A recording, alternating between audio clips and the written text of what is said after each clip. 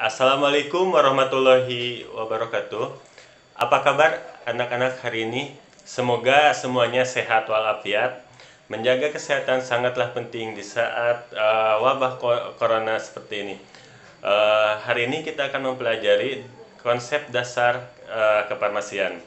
Untuk selanjutnya, silahkan baca doa terlebih dahulu dan siapkan kuotanya agar tidak ketinggalan pembelajaran hari ini. Ilmu resep adalah ilmu yang mempelajari tentang cara penyediaan obat-obatan menjadi bentuk tertentu hingga siap digunakan sebagai obat. Ada anggapan bahwa ilmu ini mengandung sedikit kesenian, maka dapat dikatakan bahwa ilmu resep adalah ilmu yang mempelajari seni meracik obat, terutama ditunjukkan untuk melayani pasien. Adapun kelengkapan resep bisa kita lihat bersama adalah nama, alamat, dan nomor izin praktek dokter. Yang kedua adalah tempat dan tanggal penulisan resep. Yang ketiga adalah tanda R. Yang keempat, nama obat dan jumlah obat. Yang kelima, cara pembuatan obat. Yang keenam, aturan pemakaian obat. Yang ketujuh, nama pasien. Dan yang kedelapan, tanda tangan dokter atau falaf dokter.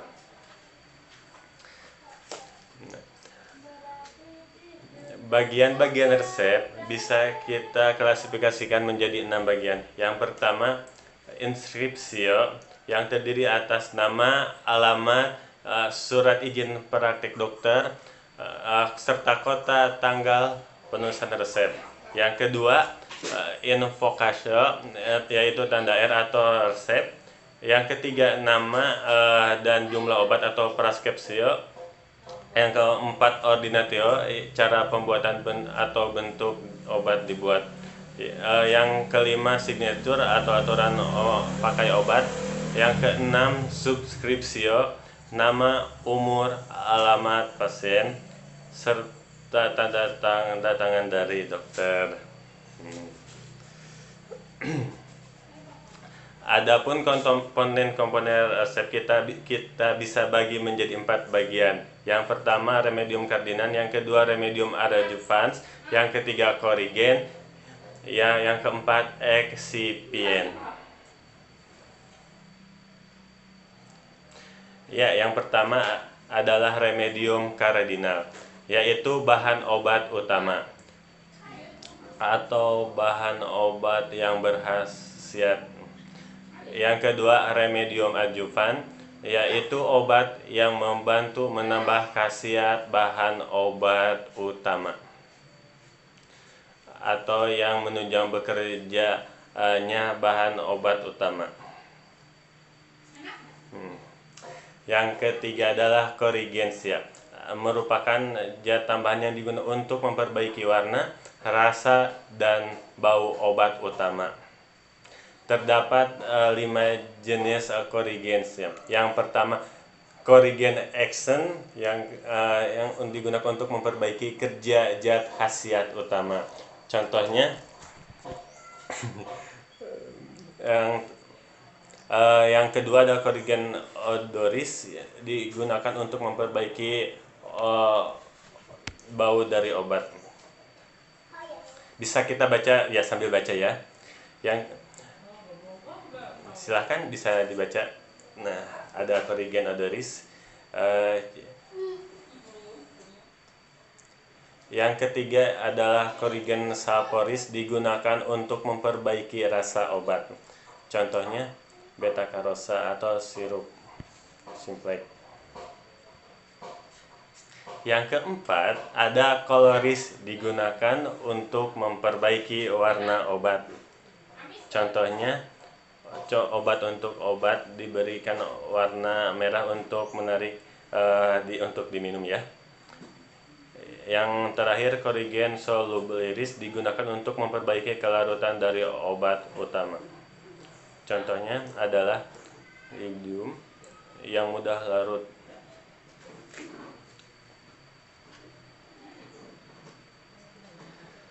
Yang selanjutnya adalah konstituen atau vehikulum atau eksipien yang merupakan zat tambahan. Biasanya zat tambahan ini digunakan sebagai bahan pengisi dan untuk memberi bentuk.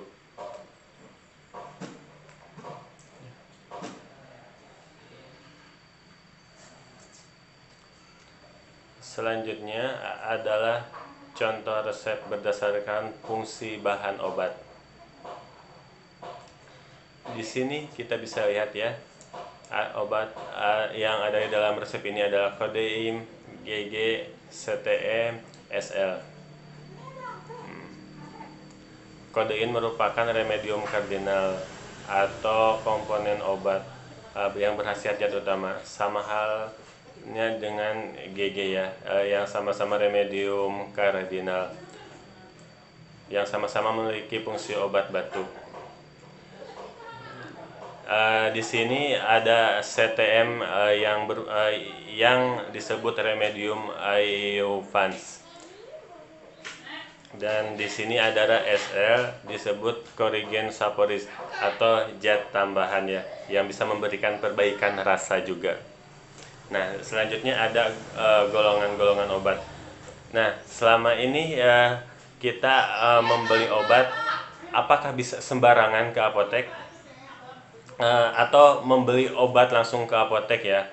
Pada saat di rumah Anda tidak menyadari obat-obatan yang Anda beli yang memiliki tanda-tanda seperti ini ya. Oleh karena ini kita akan mengenal golongan obat. Yang pertama adalah golongan obat keras. Untuk golongan obat keras ditandai dengan lingkaran dan ada huruf K di tengah lingkaran. Obat keras adalah obat yang hanya dapat diperoleh di apotek atau di fasilitas pelayanan kesehatan. Contoh obat golongan keras adalah antibiotik. Untuk mendapatkan resep dokter, Anda harus datang ke fasilitas kesehatan atau ke dokter.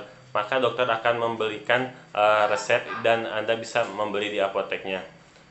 Setelah itu, dokter akan melakukan verifikasi resep tersebut. Dan hal yang perlu Anda perhatikan pada saat penerimaan golongan obat keras, perhatikan etiket obat ya. Kelengkapannya bagaimana pada etiket, apakah ada nama pasien, tanggal, dan aturannya. Yang kedua adalah perhatikan tanggal kadaluarsa, expired date. Anda jangan mengkonsumsi obat setelah expired. Yang kedua adalah golongan obat bebas. Untuk golongan obat bebas tandanya ada lingkaran warna biru ya. Obat yang ketiga adalah obat bebas terbatas, tandanya dengan lingkaran ada yang warna biru. Obat keras yang dapat dibeli tanpa resep dokter, namun penggunaannya harus memperhatikan aturan pakai dan peringatan pada kemasan. Contohnya adalah obat penurun panas. Hal yang perlu diperhatikannya adalah kemasan dalam kondisinya baik dan utuh, kelengkapan informasi pada kemasan, kelengkapan kadaluarsa, dan yang terakhir adalah nomor registrasi obat. Untuk penggunaannya, tanda peringatannya pada obat bebas terbatas bisa dilihat ya. Yang terdiri dari P1 sampai dengan P6. Bisa dibaca juga ya di sini ya. Nah, selanjutnya ada beberapa permasalahan yang menyangkut penggunaan obat. Misalnya gini, mahasiswa 21 tahun sedang mengalami demam tinggi. Budi mengonsumsi antibiotik tanpa mengeceknya ke dokter atau ke apoteker dulu. Akibatnya, setelah beberapa jam kemudian, kulit Budi berubah menjadi kemerahan ya, yang merupakan ciri-ciri alergi terhadap obat. Apalagi suhu badannya tidak turun. Lain Budi, lain juga dengan Ani. Ani merupakan mahasiswa semester akhir dan melakukan pemeriksaan obat kepada apoteker.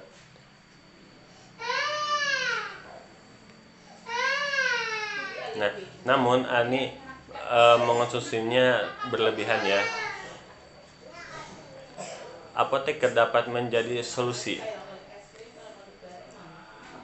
Menurut aturan pemerintah nomor 51 tahun 2019, apoteker adalah sarjana farmasi yang telah lulus apoteker dan sudah sumpah jabatan apoteker yang bertugas untuk menangani obat, penyimpanan, pengadaan, dan pendistribusian atau penyaluran obat.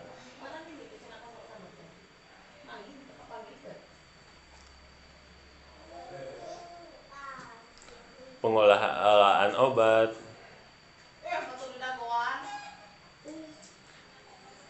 pelayanan obat atas resep dokter, pelayanan informasi obat, serta pengembangan obat, bahan obat, dan obat tradisional. Dengan demikian, apoteker berkewajiban memberikan obat dan memberikan informasi obat, cara pemakaian, dosis, nama, alamat, nomor telepon dari pasien. Selain itu, apoteker juga mengawasi konsumsi obat dan perkembangan obat pasien. Dengan itu mengunjungi alamat pasien atau menghubungi pasien dengan lewat telepon.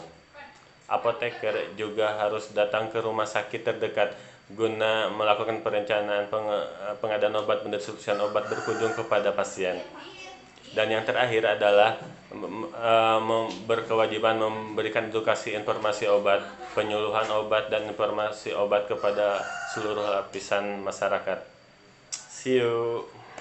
Tetap jaga kesehatan ya.